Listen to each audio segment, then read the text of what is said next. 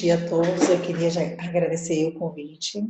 Eu sou Karina Laiola, faço parte do corpo clínico do Instituto de Olhos Freitas, uma empresa do Grupo Opti.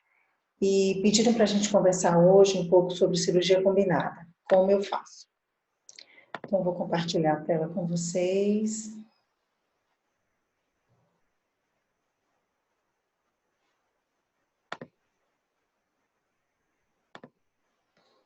Bom, vamos lá. Inicialmente, eu queria dizer que eu não tenho nenhum conflito de interesse sobre esses assuntos que a gente vai comentar hoje, tá? Cirurgia de glaucoma e catarata, como eu faço? Toda vez que a gente fala em cirurgia de catarata e glaucoma e catarata, vários assuntos podem ser abordados, né? Facectomia isolada, a cirurgia de faco ou trabeculectomia, faco implante de válvula de Amédio, dispositivo valvulado, faco ciclofotoendoscópica e o faco mix, que é a grande novidade que a gente pode hoje oferecer ao paciente da gente, a faco mix. Os implantes vão ser associados a outra aula posteriormente, então eu vou falar muito hoje, agora com vocês, sobre a faco trabeculectomia. Então, a gente vai falar sobre o paciente de glaucoma primário de ângulo aberto que chega no consultório com indicação de cirurgia de catarata e de glaucoma juntos.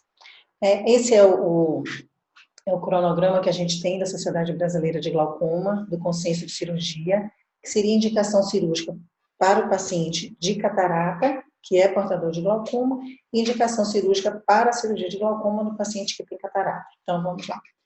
O paciente teria indicação apenas para a cirurgia de catarata isoladamente, é aquele que tem um controle ideal da pressão intraocular, é um controle fácil, ou um paciente que tem apenas um glaucoma incipiente. Então, esse paciente é sugerido apenas a realização de cirurgia de catarata.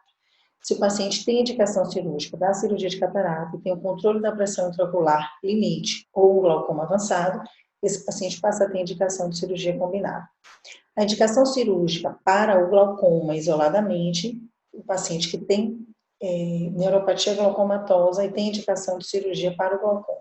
Se esse paciente tem uma acuidade visual menor ou igual a 20/30, ou seja, já para esclerose nuclear, ele teria indicação de uma cirurgia combinada. Se ele tem uma qualidade de visão, uma acuidade visual maior ou igual a 20/25, ele faria cirurgia de glaucoma isoladamente. Então, a gente vai falar sobre como a gente seleciona o paciente para cirurgia combinada, qual é a técnica preferida e como a gente conduz esse pós-operatório. Eu trouxe um caso clínico para ilustrar esse assunto. É um paciente de sexo masculino, 72 anos, que veio para avaliação de cirurgia de glaucoma. Ele usava terapia máxima, usando Ganfol e Cimbrisa em ambos os olhos. Ele tinha descoberto glaucoma recente, há mais ou menos um ano, já tinha sido descoberto no quadro avançado, ele já tinha consciência desse diagnóstico, tinha sido mais tardio, tinha um relatório com pressão máxima no olho direito de 24 milímetros de mercúrio e uma pressão máxima sem tratamento no olho esquerdo de 26 milímetros de mercúrio. E de antecedentes familiares, ele tinha uma história familiar importante de glaucoma com perda de visão. A acuidade visual do paciente era 20/30 com correção, a pressão, usando as medicações no olho direito, ele apresentava a pressão de 14, no olho esquerdo a pressão de 20. A agonioscopia, o ângulo era aberto, não tinha nenhum sinal de glaucoma secundário. A biomicroscopia, observei a catarata nuclear, 2 cruzes, uma paquimetria um pouco mais fina no olho esquerdo, que era o olho de maior pressão, e a fundoscopia, uma escavação de 0,7 no direito, e no olho esquerdo, uma escavação glaucomatosa já muito avançada. Esse era o campo visual que o paciente trazia, ele tinha uma presença de pontos com diminuição de sensibilidade em campo inferior, um aumento de mancha cega, um exame confiável, e no olho esquerdo ele já me trazia um campo no estratégia 10-2, mostrando um campo tubular com uma área de visão mais temporal. Então, frente a um paciente que apresentava um glaucoma, usando terapia máxima, ele já sabia que era portador da neuropatia glaucomatosa, e também apresentava ao exame uma catarata nuclear, um paciente de 72 anos, com acuidade visual de 20/30. A indicação foi uma faco com inject no olho direito e uma faco trabeculectomia no olho esquerdo. Eu optei pelo faco inject no olho direito para um paciente que apresentava um bom controle da pressão para a lesão glaucomatosa. Ele usava 4 medicações e a minha sugestão de colocar o dispositivo era diminuir o uso de colírio desse paciente. Ele apresentava uma pressão de 14, usando 4 medicações, e a proposta da gente foi diminuir pelo menos o uso de colírio para um paciente que vinha bem controlado para este olho direito. No olho esquerdo, o paciente apresentava o uso das mesmas medicações, com uma lesão estrutural e funcional maior e uma pressão não controlada, uma pressão de 20 no olho esquerdo. Então, a nossa sugestão foi fazer uma facotrabeculectomia no olho esquerdo. E foi assim que a gente conduziu esse caso. Toda vez que a gente faz uma cirurgia combinada, como qualquer outra cirurgia, a gente tem que pensar no pré-operatório, quais são os fatores que são importantes nesse pré-operatório, quais são os fatores relevantes no intraoperatório e o pós-operatório, porque é uma cirurgia de glaucoma também, é uma cirurgia que a gente tem um pós-operatório importante de segmento para dar um bom resultado na cirurgia fistulizante que você escolheu fazer. No meu caso, que a gente vai falar de facotrabeculectomia. Bom, de pré-operatório, a gente tem algumas coisas a lembrar e ressaltar. Lembrar que a microscopia especular é um exame importante, porque a gente tem uma perda de células endoteliais e a gente vai fazer uma cirurgia, são duas cirurgias juntas. A gente já tem uma perda em cirurgias isoladas, essas cirurgias isoladamente, uma cirurgia mais longa, que é a facotrabeculectomia, a gente acaba tendo uma perda endotelial maior, então isso é importante fazer a avaliação pré-operatória dessas características das células endoteliais. O astigmatismo também, a gente vai fazer uma sutura corneana, essa sutura induz o astigmatismo de pós-operatório, e isso é importante a gente saber, porque vai interferir na qualidade no pós-operatório de visão desse paciente, até que você tire toda a sua sutura e toda a bolha esteja já organizada, a gente vai ter uma indução de astigmatismo corneano, e que pode interferir também na refração do pós-operatório desse paciente.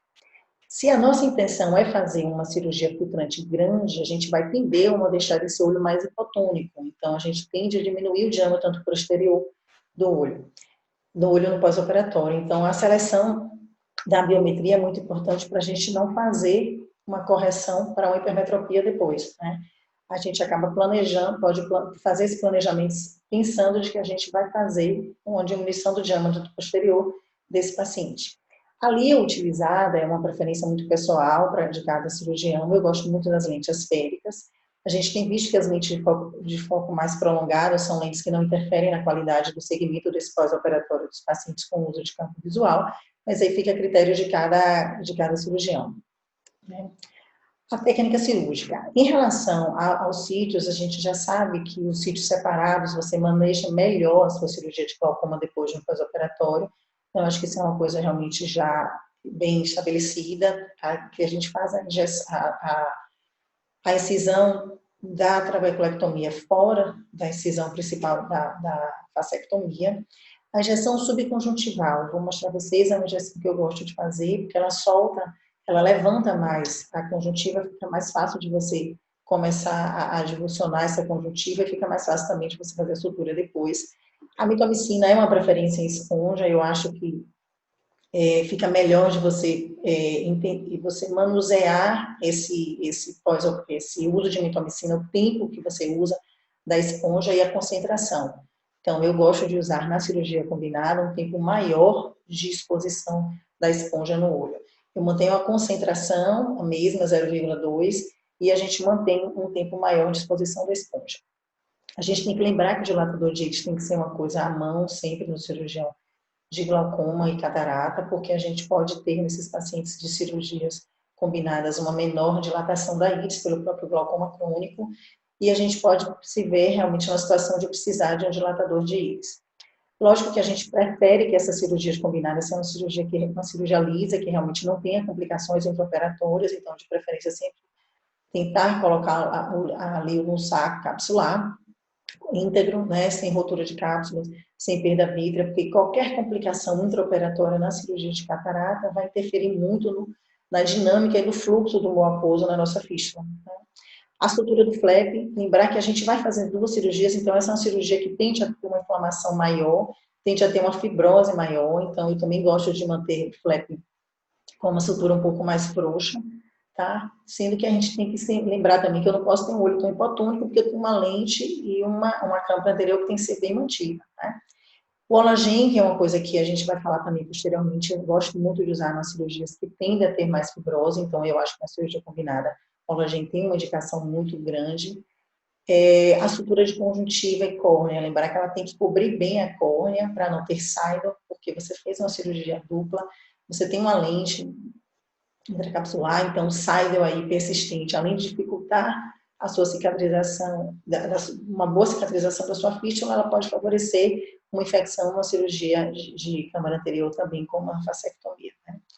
Lembrar que tudo isso que a gente está falando fica muito mais fácil quando a gente vai fazer só o MIGS, né? A cirurgia é mais rápida, a gente faz após a cirurgia de fasectomia, após o implante da lente, a gente faz o implante do stent ou do inject, fica mais fácil esse pós-operatório e a técnica cirúrgica diferente que vai ser abordada posteriormente por regime, né?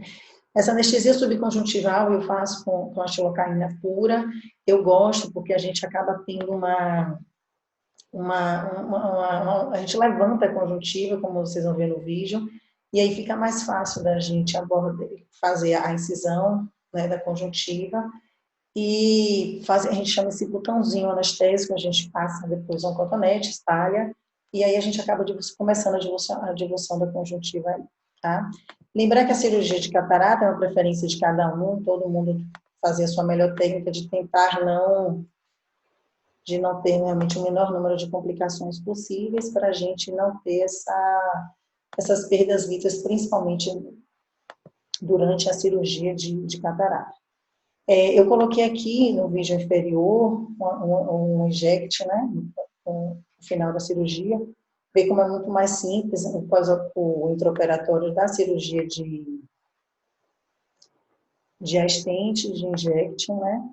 Aqui no vídeo inferior, a gente tem um pós-operatório de uma cirurgia de trabeculectomia. A gente pode ver essa paciente está tudo bem, a córnea está transparente, a língua está bem, que a gente tem que ter essa sutura de conjuntiva mais puxada em relação ao limbo para manter essa coesão, a conjuntiva córnea, e dessa forma você faz um astigmatismo corneano no pós-operatório desse paciente de cirurgia de catarata também, que ele quer uma refração melhor, mas a gente tem que lembrar que isso acontece bastante. Lembrar da iridectomia, né? A gente tem eu gosto de usar um carbacol no final da cirurgia, um carbacol sem diluição, para ter uma boa miose e poder fazer uma iridectomia grande, mas que não atinja realmente a borda pupilar, que não seja uma iridectomia setorial, né?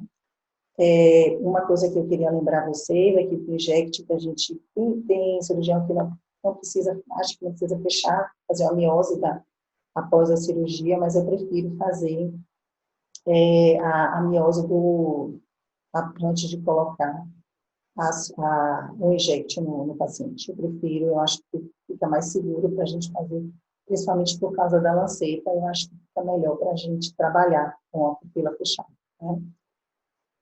Falando um pouquinho da mitomicina, eu acho que ela chegou e realmente é um grande aliado para a gente no cirurgião de glaucoma. Então, ela é realmente utilizada para cirurgias primárias, para as cirurgias, para agulhamento. Então, eu acho que a gente precisa sentir só se é um glaucoma mais avançado, se é um glaucoma menor, e dessa forma variar ou a concentração ou o tempo. A minha preferência é manter a concentração fixa e variando o tempo, né? Esse trabalho é um trabalho recente, que ele questionou sobre a mistura, quando a gente faz para agulhamento, da lidocaína com a mitomicina, que ela poderia não atrapalhar a força da mitomicina, mas poderia potencializar a citotoxicidade da mitomicina na córnea, que é uma coisa também que a gente já sabe, tem que ter muito cuidado, por isso é importante também fazer avaliação pré-operatória da quantidade de células endoteliais desse paciente, porque a mitomicina pode provocar uma diminuição da quantidade de células endoteliais por uma citotoxicidade, realmente, né? O Olagen, como eu falei, ela é uma esponja que a gente usa no final da cirurgia. Ela é colocada subconjuntival, atrás do flap, e ela tem a finalidade de diminuir a fibrose no pós-operatório mais tardio, né? A partir de um mês, é uma esponja de colágeno que diminui a fibrose do pós-operatório mais tardio. Isso a gente usa muito na trabeculectomia isolada, mas eu também tenho usado muito de rotina na cirurgia combinada.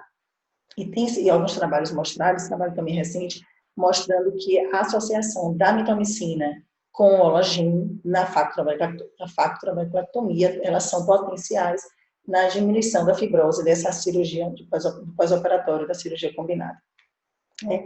E falando um pouquinho de pós-operatório, a gente tem que lembrar que o pós-operatório principal que a gente vai fazer é a cirurgia de glaucoma. A cirurgia de catarata, ela tem um pós-operatório muito mais tranquilo, né? As complicações que a gente pode ter na cirurgia em relação à fasciectomia, são intraoperatórias, né? Mas em relação ao pós-operatório, as grandes complicações que podem acontecer precisam ser manuseadas em relação ao pós-operatório da cirurgia do glaucoma. Né? Então, o que assusta ainda a gente são essas complicações que a gente tem que ter, que a gente pode ter, né? Então, a gente tem que saber como cuidar do manuseio do corticoide tópico, se você tem SAIDO, diminui o corticóide, se você está tendo uma fibrose maior, se você tem uma conjuntiva que está com maior quantidade de vasos, como esse paciente aqui, a gente tem esse paciente pós-operatório, a gente não vê bem a dilatação da fístula, a gente vê uma bolha mais plana, a quantidade de vasos, uma hiperemia conjuntival mais evidente, né? A gente não tem uma fístula bem filtrante. Então, isso aí tudo a gente vai manusear, se a gente vai aumentar o corticóide ou diminuir o corticóide, associar a corticóide um outro corticóide milesimal para ajudar no inflamatório hormonal. Isso aí é o pós-operatório da fístula. Colírio midriático eu não gosto de usar, a não sei que o paciente faça no pós-operatório realmente uma câmera rasa, porque você vai fazer uma movimentação da lente intracapsular. Então, eu prefiro manter o paciente sem o midriático, a não ser que ele realmente faça uma câmera rasa. Lembrar que a massagem, a gente tem que ter muito cuidado nessa fase da precoce do paciente na cirurgia combinada, porque a gente tem as incisões da fasciectomia, né? Essa incisão principal que eu faço, ela é um pouco mais nasal, neste olho aqui, e aqui está o final da incisão da minha bolha. Então, se eu manusear muito a massagem nessa região, eu posso abrir essa incisão principal. Então, a gente tem que ter muito cuidado quando a gente começa a massagear, testar se a gente não tem saído, da mesma forma, a liso de sutura.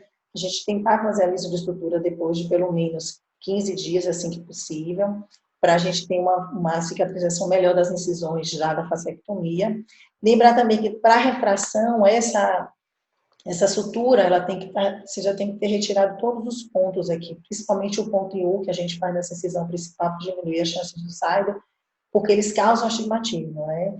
Então, para o paciente que vai fazer a fasciectomia, que está na sensação de se livrar do óculos, que está na ansiedade de fazer a cirurgia de catarata e tirar logo os óculos, a gente tem que lembrar de que a refração do pós-operatório da cirurgia combinada, ela é um pouco mais tardia, a gente só vai poder liberar realmente esses óculos depois que a fístula estiver bem cicatrizada, que a gente já tiver a dinâmica da fístula um bom funcionamento, e dessa forma explicar que pode realmente, o paciente não, pode não se livrar totalmente da refração como desejado para uma fasciectomia isolada, porque a gente tem a indução do astigmatismo realmente da bolha.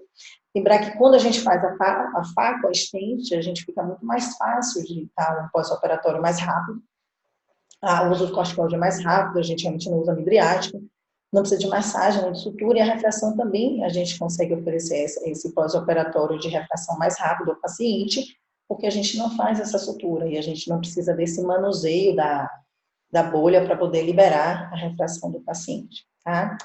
Mas o mais importante é que a partir do momento que a gente se dispõe a fazer uma cirurgia dessa, é explicar ao paciente o que esperar desse pós-operatório, porque é uma cirurgia dupla, é uma cirurgia que exige de um pós-operatório de acompanhamento constante, com uma cirurgia de glaucoma isolada e que vai exigir da gente que tudo dê certo nas duas cirurgias, né? Ficar vigilante realmente do bom funcionamento da fístula nesse pós-operatório. A Regina vai falar sobre MIGs, mas eu acho que é um cardápio novo que a gente tem para oferecer ao paciente que chega para a gente que tem uma catarata e realmente não tem um glaucoma avançado e que tem um bom controle dessa pressão. Eu gosto de oferecer isso ao paciente, a cirurgia é mais rápida, a gente tem um retorno às atividades profissionais do paciente muito melhor, mas a gente ainda tem como carro-chefe realmente de indicação de cirurgia combinada no consultório a factotrabectomia, porque já esses pacientes chegam para a gente numa fase mais tardia do glaucoma, né? Bom, era isso que a gente tinha para conversar com vocês. Muito obrigada mais uma vez pelo convite.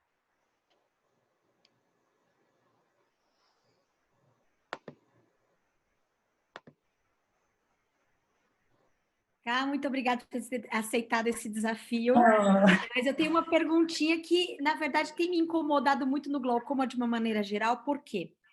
A gente acompanha 10, 20 anos o paciente e isso no Brasil inteiro, no mundo inteiro, eu tenho percebido essa constante.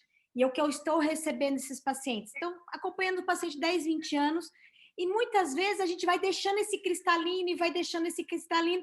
E aí, quando a gente tem que operar a catarata desse paciente, a gente já está com glaucoma já mais de moderado para avançado e com uma catarata, às vezes, dura, 3 cruzes. Então, hoje eu tenho percebido em mim uma tendência a fazer a cirurgia de catarata mais precoce para eu não passar apuro lá na frente. Porque todos os pacientes que tiveram complicações foram porque eu fui deixando ou quando chegou um paciente para mim com núcleo muito duro. Isso você tem percebido também? Você tem agido dessa forma ou você mudou um pouquinho com esse conceito? Então, bom dia, eu queria agradecer de novo o convite e dizer a Suzuki que agora eu vou fazer a minha sutura assim, como ele fez, para eu não ficar fazendo astigmatismo corneano também. Bom, eu acho que você falou a verdade, a gente acaba recebendo pacientes com indicações mais tardias, mas quando o paciente é da gente, a gente está acompanhando esse cristalino amadurecer, acho que a gente fica mais seguro em fazer a cirurgia mais cedo, exatamente para não deixar essa catarata amadurecer tanto. E eu acho que aí é que entra o que você vai falar, que são os implantes, os MIGs, que você pode fazer nesse paciente uma catarata mais cedo e fazer uma cirurgia menor, menos invasiva, para postergar a fístula tardiamente, entendeu? Mas eu acho que, tendo a indicação, se a gente consegue captar esse paciente mais precocemente, fazer uma cirurgia de uma catarata mais mole, fica mais fácil para manusear depois, com certeza. Concordo com você. Eu estou pensando muito nisso nesses últimos meses, porque eu tenho recebido muito paciente, escavação de 0,9 para total, com uma catarata muito dura e muitas vezes com uma câmara anterior muito rasa, porque o cristalino está muito intumescente. E aí você não consegue fazer uma track, porque se você for fazer uma track, você pode ter numa massagem, uma atalamia desse paciente. Então, muitas vezes, nesses pacientes, você tem que tirar o cristalino. Então, a minha preocupação é que no intraoperatório você está com um núcleo muito pesado, são pacientes idosos, muitas vezes até pseudosfoliativos, que aí pode ser uma tragédia enorme no intraoperatório. Então, por isso que eu estou mais com essa tendência, quando houver indicação, fazer um pouco mais precoce. Eu acho que quando o paciente é nosso, eu acho que fica mais fácil de você perceber esse momento. O problema é que, como a gente recebe muito paciente já indicado, às vezes eles chegam realmente numa fase mais tardia, que já dificulta, né, essa situação. Cá, muito obrigado, viu? Eu vou chamar agora a doutora Laura, que vai falar um pouquinho de ângulo fechado. Eu já fiz iridotomia, mas não controlou. O que eu posso fazer? Laura,